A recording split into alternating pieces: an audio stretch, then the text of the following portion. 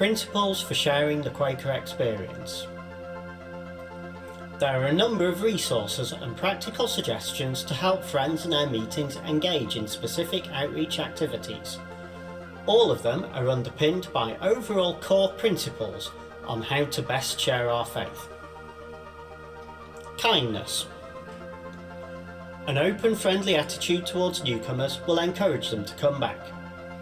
Too often the newcomer at meeting feels ignored during tea and coffee as friends go into their huddles. Sharing personal experience.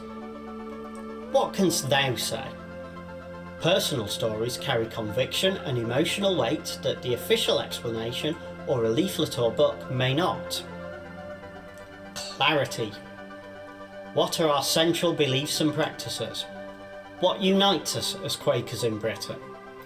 Too often we fall down the different Quakers believe different things hole.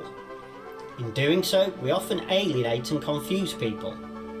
We are theologically diverse and sometimes like to use different theological language. What can we say that is universal and short? How can we convey the strength of our diversity of belief in a confident way, which does not sound evasive? Positives before negatives. Often when describing the Quaker way, we start with what we're not, with what we don't do and don't believe.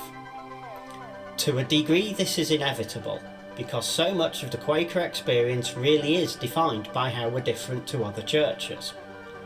But try to frame these experiences in the positive voice, rather than the negative voice.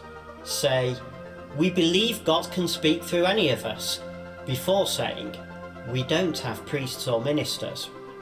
Say, we find our strength comes from our diversity of beliefs about God, before saying, we don't have a set creed, etc.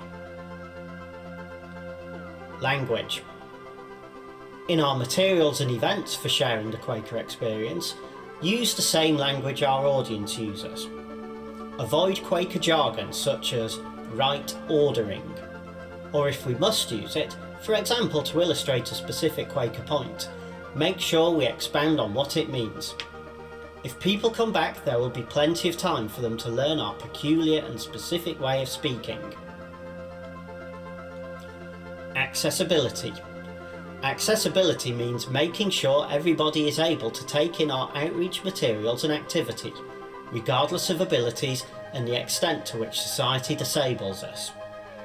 It means ensuring there are audio, video and large print versions of printed materials. It means organising sessions to account for the physical needs of a wide range of participants, and ultimately asking participants what they need in order to be able to participate, and making reasonable accommodations accordingly. It applies to language, resources, buildings, and most importantly to attitude. There is no one-size-fits-all approach to accessibility. No two individuals' needs are the same. Respect. People are coming with interesting and valid spiritual perspectives. Listen and appreciate them.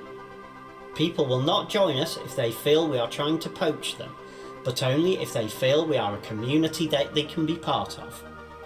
We are not trying to collect people, but to welcome them.